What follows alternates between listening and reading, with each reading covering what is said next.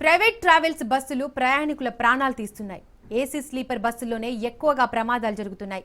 అగ్ని ప్రమాదాలు జరిగిన బస్సులన్నీ దాదాపు ఏసీ స్లీపర్లే కావడం గమనార్హం. ఏసీ స్లీపర్ బస్సుల్లో ప్రమాదాలు జరిగితే తప్పించుకోవడం కష్టం. స్లీపర్ బస్సులు చాలా లగ్జరీ, కానీ ప్రమాదం జరిగితే ఇక అంతే సంగతులు. ఏసీ స్లీపర్ బస్సుల్లో అత్యధిక హైట్ కూడా ప్రమాదాలకు కారణమవుతోంది. అంత ఎత్తు ఉంటే స్లీపర్ బస్సుల నుంచి దూకి తప్పించుకోవడం కష్టం. ఏసీ స్లీపర్ బస్సుల్లో అత్యంత ఇరుకు దారి కూడా ప్రాణ నష్టం జరగడానికి కారణం. ఇంజిన్ కెపాసిటీ పెంచకుండా రీఅసెంబుల్ చేసుకోవడము ప్రమాదాలకు కారణమవుతోంది. సీటర్ నుంచి స్లీపర్గా మార్చడంలో సరైన ప్రమాణాలు పాటించకపోవడంతో ప్రయాణికుల ప్రాణాలు గాల్లో కలుస్తున్నాయి. ఎక్కువగా రీఅసెంబుల్ సెకండ్ హ్యాండ్ బస్సులను ప్రైవేట్ ట్రావెల్స్ వినియోగిస్తున్నాయి. బస్సుల్లో ఇష్టానుసారం ఎలక్ట్రికల్ మార్పులు చేయడంతో షార్ట్ సర్క్యూట్ జరుగుతున్నాయి. వరుస ప్రమాదాలతో 2012 నుంచి స్లీపర్ బస్సులను చైనా నిలిపివేసింది.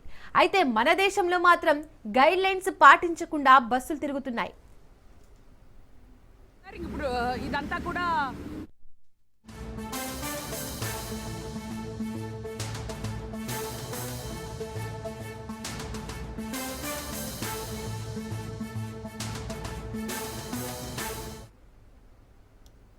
ప్రైవేట్ ట్రావెల్స్ బస్సుల్లో నిబంధనల ఉల్లంఘనకు సంబంధించి మరింత సమాచారాన్ని మా ప్రతినిధి రత్నకుమార్ అందిస్తారు. రాత్రి కర్నూలు జిల్లాలో ఎర్లీ మార్నింగ్ యాక్సిడెంట్ కు సంబంధించి ప్రమాదానికి గురైనటువంటి వేమూరి కావేరికి సంబంధించినటువంటి ట్రావెల్స్ బస్సుపై ఇప్పటికే భారీగా చలాన్లు ఉన్నట్లుగా ఇప్పటికే ఐడెంటిఫై చేయడం జరిగింది. మొత్తం 23,000 రూపాయల వరకు కూడా ఈ చలాన్లు పెండింగ్ లో ఉన్నట్లు కూడా అధికారులు ఐడెంటిఫై చేశారు. మరోవైపు ఫిట్నెస్ కు సంబంధించినటువంటి అప్డేట్స్ అనేవి కూడా సరిగా లేవు. మార్చి నెలతోనే ఇక ఫిట్నెస్ కు సంబంధించినటువంటి డేట్ అనేది ఎక్స్పైరీ అయిపోయింది అనేది అధికారులు చెబుతున్నటువంటి మాట. ప్రజెంట్ మనం కావేరీ ట్రావెల్స్ కు సంబంధించినటువంటి ప్రధాన కార్యాలయం పటాన్ చెరువులో ఉన్నటువంటి ప్రధాన కార్యాలయం దగ్గర ఉన్నాం. మనకి ఇక్కడ విజువల్స్ లో కనిపిస్తుంది అంతా కూడా కావేరీ ట్రావెల్స్ కు సంబంధించినటువంటి బస్సులు. రాత్రి ఇక్కడి నుంచే బస్సు బయలుదేరి వెళ్ళింది. ఇక్కడ నుంచి బయలుదేరి వెళ్ళిన తర్వాత బెంగళూరుకు సంబంధించి బెంగళూరుకి ఎక్కడి నుంచే బయలుదేరడం జరిగింది. అయితే మొదట ప్రధాన రహదారి వద్ద బస్సు అనేది ఉంటుంది. ఇక్కడ మనకు కనిపిస్తున్నటువంటి మినీ వ్యాన్లు ఏవైతే ఉన్నాయో ఈ మినీ వ్యాన్లు అనేవి ప్రధాన రహదారి వద్ద మెయిన్ బస్ అనేది ఉంటుంది. మినీ వ్యాన్ సిటీ వైజ్ గా ఇటు పటాన్ చెరువు దగ్గర నుంచి మొదలు పెడితే పటాన్ చెరువు, జేఎన్టీయు, కూకట్పల్లి, మూసాపేట, భరత్ నగర్, ఎస్ఆర్ నగర్, అమీర్పేట ఆయా ప్రాంతాల్లో ఎక్కడెక్కడైతే బుకింగ్స్ చేసుకున్నటువంటి ప్రయాణికులు ఉంటారో ఆ ప్రయాణికులందరినీ కూడా ఆ ప్రాంతాలకు వెళ్లి ఈ మినీ వ్యాన్ ఇక్కడ మనకు విజువల్స్ లో కనిపిస్తున్నటువంటి మినీ వ్యాన్ ద్వారానే వాళ్ళందరినీ కూడా పికప్ చేసుకుంటారు. ఇక్కడ ఈ వెహికల్ లో పికప్ చేసుకొని ప్రధాన రహదారి వద్ద వెయిట్ చేస్తున్నటువంటి ముఖ్యంగా రహదారి వద్ద వెయిట్ చేస్తున్నటువంటి మెయిన్ స్లీపర్ బస్ కి వోల్వో వేమూరి కావేరీ ట్రావెల్స్ కు సంబంధించినటువంటి ప్రధాన బస్సు వద్దకు ఇందులోనే పికప్ చేసుకుని వెళ్ళడం జరుగుతుంది.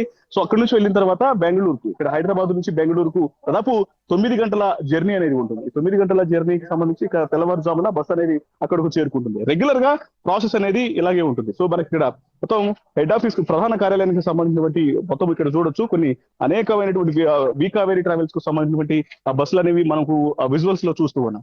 సో ఇక్కడ నుంచే రాత్రి కూడా ప్రమాదానికి గురైనటువంటి ఆ బస్సు కూడా ఇక్కడ నుంచే వెళ్ళింది. తెల్లవారుజామున 2 గంటల ప్రాంతంలో యొక్క ఇన్సిడెంట్ అనేది చోటు చేసుకున్నట్లు కూడా తెలుస్తుంది. అయితే ఈ ఇన్సిడెంట్ పై ఒకవైపున ఇప్పటికే అధికారుల దర్యాప్తు కొనసాగుతుంది. మరోవైపున ఇక్కడ చూడొచ్చు అటు పోలీసు బలగాలు కూడా కావేరీ ట్రావెల్స్ కు సంబంధించినటువంటి కార్యాలయం దగ్గర మోహరించి ఉన్నారు. ఏదైనా ఇబ్బందికరమైనటువంటి పరిస్థితి తలెత్తినటువంటి పరిస్థితుల నేపథ్యంలోనే అందరూ కూడా భారీగా పోలీసులను కూడా మోహరించినటువంటి పరిస్థితి కనిపిస్తోంది. మొత్తం ఇక్కడ ఒకసారి విజువల్స్ లో చూడవచ్చు, ఇదంతా కూడా లీజ్ కు తీసుకున్నటువంటి ల్యాండ్ గా కనిపిస్తుంది. దాదాపు 2 ఎకరాల విస్తీర్ణంలో ఉన్నటువంటి ఈ ప్రాంతంలోనే కావేరీ ట్రావెల్స్ కు సంబంధించినటువంటి బస్సులు అనేవి కూడా ఇక్కడ కార్యకలాపాలు అనేవి కూడా ఇక్కడ నుంచి కొనసాగుతూ ఉంటాయి. అయితే ఇక ప్రమాదానికి సంబంధించి ఇప్పటికే పలువురు దిగ్భ్రాంతి వ్యక్తం చేస్తూ ఉన్నారు. మొత్తం ఇప్పటి వరకు అన్నటువంటి సమాచారం ప్రకారం 40 మంది ప్రయాణికులు ఒక బస్సులో ప్రయాణం చేస్తే ఇప్పటి వరకు 20కి పైగా మరణాలు నమోదైనట్లు కూడా అధికారులు తెలియజేశారు. ఒకసారి మనం అసలు జరిగినటువంటి ప్రమాదానికి సంబంధించి రాత్రి ప్రమాదానికి గురైనటువంటి బస్సు ఏ రకంగా ఉంది, అసలు ఆ బస్సులో ప్రమాదం అనేది ఎలా జరిగింది, ప్రమాదం జరిగినప్పుడు ఎలా ప్రయాణికులు లోపల నుంచి తప్పించుకునేటువంటి ప్రయత్నం చేసి అది విఫలమయ్యి మృత్యువాత పడినటువంటి వ్యక్తులు అలాగే ప్రాణాలు